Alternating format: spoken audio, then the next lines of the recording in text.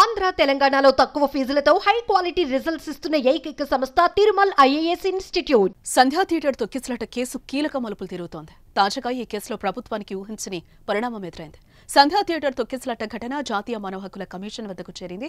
తొక్కిసలాట ఘటనపై రామారావు అనే న్యాయవాది జాతీయ మానవ హక్కుల కమిషన్ కు ఫిర్యాదు చేశాడు.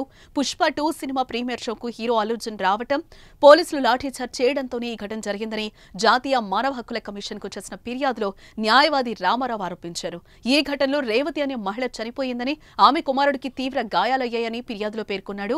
న్యాయవాది ఫిర్యాదుపై స్పందించిన జాతీయ మానవ హక్కుల commission Telangana DGP, Hyderabad police commissioner కు నోటీసులైతే జారీ చేసింది. సంధ్యా థియేటర్ తొక్కిసలాట ఘటనపై సీనియర్ ర్యాంక్ పోలీస్ అధికారితో విచారణ జరిపించి 4 వారాల్లో నివేదిక ఇవ్వాలని నోటీసుల్లో స్పష్టం చేసింది.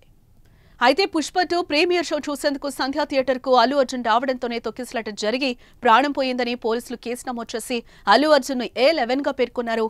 అనంతరం అల్లు అర్జున్ ను అరెస్టు చేశారు. నాంపల్లి న్యాయస్థానం 14 రోజుల రిమాండ్ కూడా విధించింది. అయితే హైకోర్టు మధ్యంతర బెయిల్ ఇవ్వడంతో ఒక రాత్రి జైల్లో ఉండి బయటకొచ్చారు. ఈ కేసు విచారణ ఇంకా కొనసాగుతోంది. అల్లు అర్జున్ రావడంతోనే తొక్కిసలాట జరిగి ప్రాణం పోయిందని పోలీసులు చెప్తున్నారు. రెగ్యులర్ బెయిల్ కూడా ఇవ్వొద్దని న్యాయస్థానాన్ని కోరారు. ఆ అంశం కోర్టులో నడుస్తోంది. అటు తొక్కిసలాట్లో తీవ్రంగా గాయపడిన రేవతి కుమారుడు శ్రీతేజ్ కు కిమ్స్ లో చికిత్స అయితే కొనసాగుతోంది. ప్రత్యేక వైద్యుల బృందం ఈ బాలుడిని నిరంతరం పర్యవేక్షిస్తోంది. శ్రీతేజ్ కు ఆక్సిజన్, మినరల్ వెంటిలేటర్ పైనే చికిత్స అందిస్తున్నారు.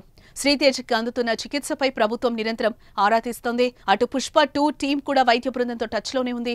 రేవతి ఫ్యామిలీకి పుష్ప 2 టీం మొత్తం 2 కోట్ల రూపాయల ఆర్థిక సాయం అందించింది. చికిత్సకు సంబంధించి అన్ని రకాల ఖర్చులు కూడా చూసుకుంటోంది. ఏదేమైనా ఈ కేసు రోజుకొక మలుపు తిరుగుతోంది. తాజాగా ఎన్హెచ్ఆర్సీ రంగంలోకి దిగి పోలీసులపై ఆగ్రహం వ్యక్తం చేయడం సంచలనంగా మారింది. ఇప్పుడు మరి దీనిపై పోలీసులు ఎలా రియాక్ట్ అవుతారన్నది ఆసక్తి రేపుతోంది.